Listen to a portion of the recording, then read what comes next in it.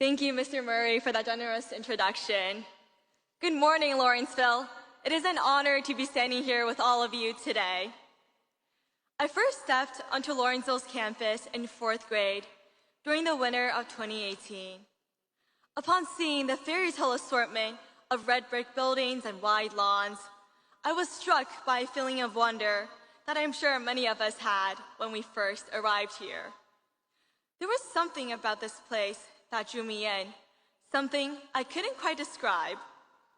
As I watched students laugh and chat on their way to class, I told my parents, I want to come to school here. At that time, attending Lawrenceville felt like a dream out of my reach. I had lived in Hangzhou, China my entire life, so I possessed little to no knowledge of an American education. I didn't know how I could get into a school like Lawrenceville, and I only chanced upon its campus because my family visited New Jersey that winter. Yet, life finds a way, and now I'm graduating from here alongside my fellow classmates. This is truly a big moment for all of us. Our diploma is a testament to our hard work, resilience, and growth over the past few years. Today, I want to reflect on the value of a Lawrenceville education, which is something that I've thought a lot about over my time here. At Lawrenceville, our busy schedule of classes, athletics, clubs, and social events often leaves little time for us to step back and ask ourselves why we do what we do. Likewise, as a society, we constantly chase the enticing ideas of progress and upward mobility. But what does progress actually mean? And what is the ultimate purpose of learning? Recently, I came across an intriguing line in my physics textbook that describes science as an asymptotic series of progressively better approximations to the ultimate truth, if there even is an ultimate truth.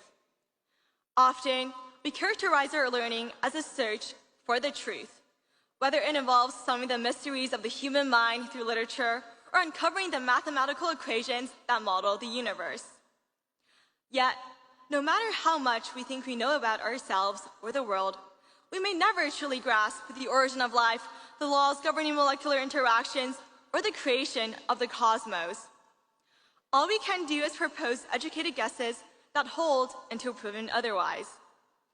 I believe that knowledge, therefore, should not exist as an end in itself, but rather as a means to serve our society.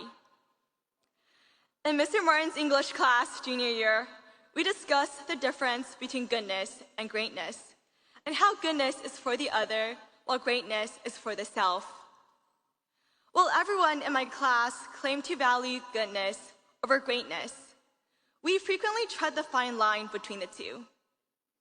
In a society where we constantly measure ourselves against each other, where we all hope to find success and to be remembered, it's easy to overlook that the world is indeed big enough to hold all of us and allow each of us to make our own mark. After all, even though we have made enormous strides over the course of our history, creating languages, developing moral codes, establishing social structures, curing diseases, and venturing into space, our world remains far from perfect, our work far from done. Our time at Lawrenceville has shown us just how much of the world still needs healing, but also the change we're capable of creating, whether it's in the classroom, on the sports teams, in our houses, on the KC stage, or in the larger community outside of campus. Time and time again, our empathy and compassion for one another have proven to be our greatest virtues, propelling us to grow both as individuals and as a collective. In fact, this past winter in Dr. Williams' class, we read an excerpt from Steven Pinker's book, The Better Angels of Our Nature, Why Violence Has Declined, which discusses the humanitarian revolution. Pinker argued that the invention of the printing press and the subsequent increase in literacy are what led to a decrease in institutionalized violence in the 17th and 18th centuries. The core of Pinker's reasoning lies in reading's power to foster empathy. When we open a book, we step into the life of someone from a different background and view the world from their vantage point. Whether knowingly or not, we surrender our physical selves and undertake the emotionally charged journey of a stranger who could be fighting in a war, creating a space colony, or navigating a midlife crisis. Consequently, by challenging us to engage with different perspectives at the Harkness table and outside of the classroom, Lawrenceville has allowed us to view each other not only as classmates, but as people.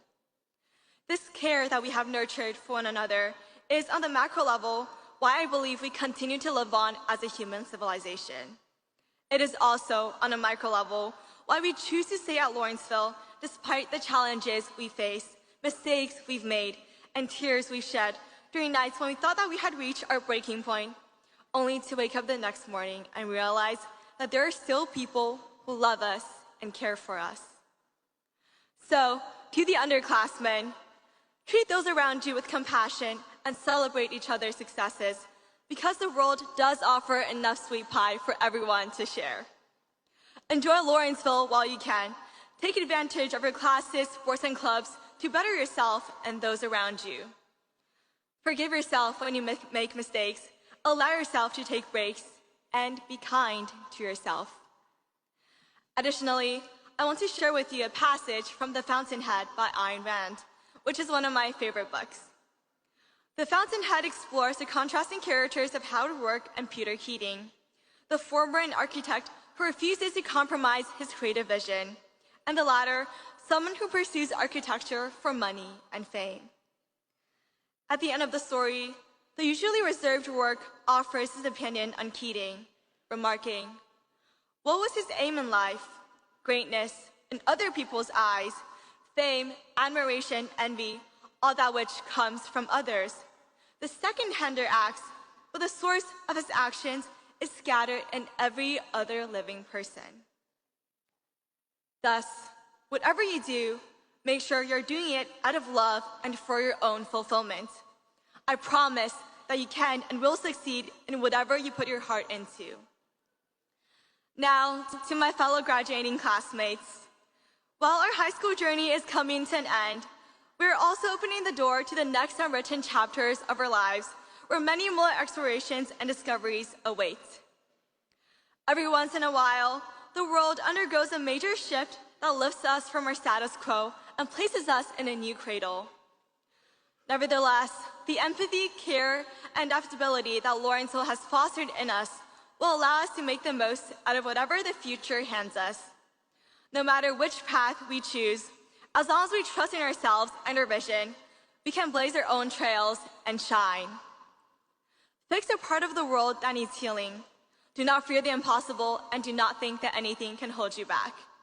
Because at the end of the day, if fourth grade me has learned anything, it is to believe in the power of dreaming. Finally, I want to end with thank yous. First and foremost, to my mom. Thank you for always being there for me and for being my #1 believer. I would not be standing here without you. To my dad, thank you for your love, compassion, and wisdom. Growing up, you have always encouraged me to notice problems and solve them, and to find what I truly love. Your words are ingrained, and I will continue to live by them. To my teachers, thank you for incredible generosity, kindness, and care. You have pushed me to rise from failure, to build confidence, and to become a better version of myself. To my friends, thank you for bearing with me through the smiles and the tears, for the lunch conversations on the state of the world, and for the semi-formal social gatherings where we studied and chatted. To Carter, thank you for being my home for the past 3 years. I'll miss all of you so much. To everyone whom I've met, thank you for being a part of my journey here. And finally, to the class of 2026, thank you for making my 4 years at Lawrenceville worthwhile. I will be forever grateful to all of you. You have inspired the best in me, and together we have sought the best for all. Congratulations, we made it out. Thank you so much.